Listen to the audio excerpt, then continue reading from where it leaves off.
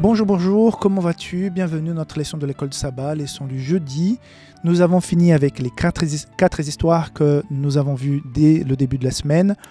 Chapitre 15, à la fin, les eaux amères. Après, chapitre 16, nous avons eu donc la manne et les cailles. Chapitre 17, on a encore une fois Moïse qui va toucher le roc pour qu'il y ait de l'eau fraîche qui sorte. Et chapitre 17, la visite de Jéthro qui reconnaît Dieu comme Dieu tout-puissant et en même temps donne un conseil très sage à Moïse qui va changer complètement la donne. Donc 4 histoires, 4 enseignements. Et aujourd'hui, nous avons Paul avec 1 Corinthiens chapitre 10, verset 11 qui dit ceci. « Ces choses leur sont arrivées pour servir d'exemple.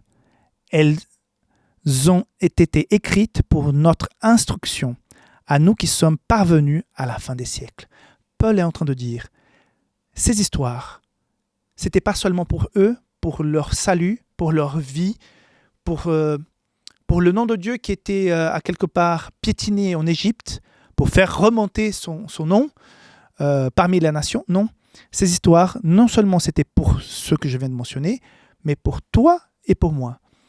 Quand on lit ces histoires, on s'y retrouve. Je me mets à la place de ces gens et je me suis dit, j'aurais peut-être fait la même chose. J'aurais peut-être douté comme ces gens ont douté.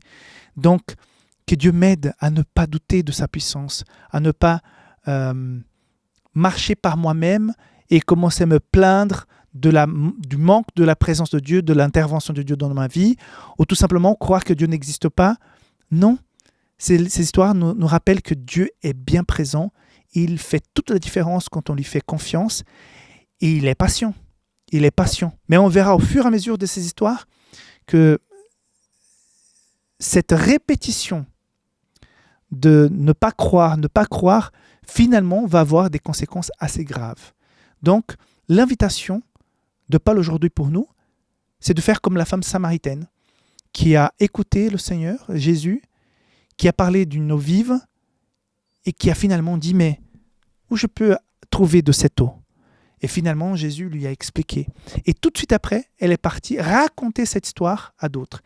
De la même manière, toi et moi, nous sommes invités à raconter ces histoires bibliques.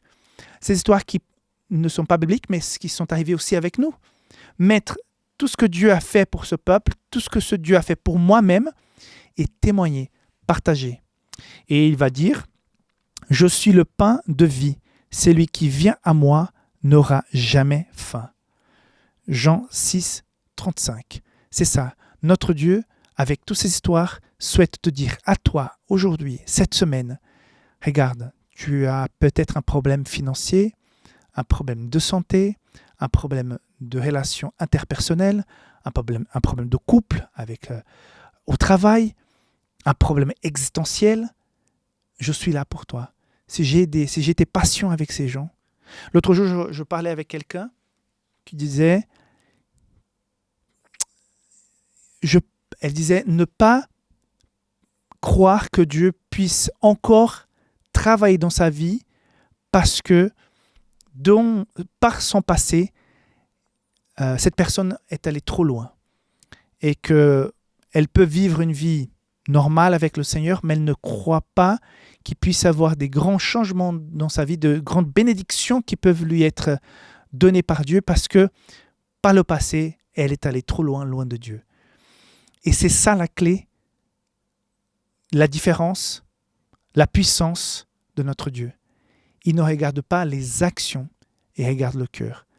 Peu importe ce qui s'est passé par le passé, Dieu peut faire et générer en toi un renouveau total et profond pour faire en sorte que ta vie soit complètement nouvelle et que tu puisses oser s'approcher de lui pour recevoir ses bénédictions et de ne plus douter de sa personne, de sa présence et surtout de sa puissance.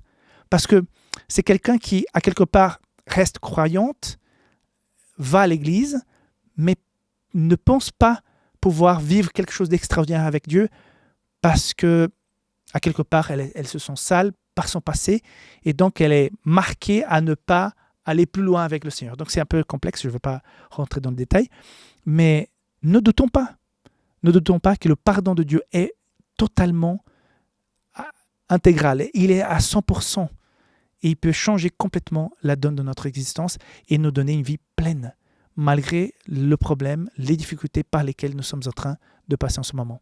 Voilà, le message aujourd'hui pour toi, c'est que ce Dieu que nous lisons, ces histoires que nous écoutons, que nous analysons, elles sont pour toi, pour te faire en sorte de croire et de t'inspirer, pour te dire que ce Dieu-là est un Dieu puissant.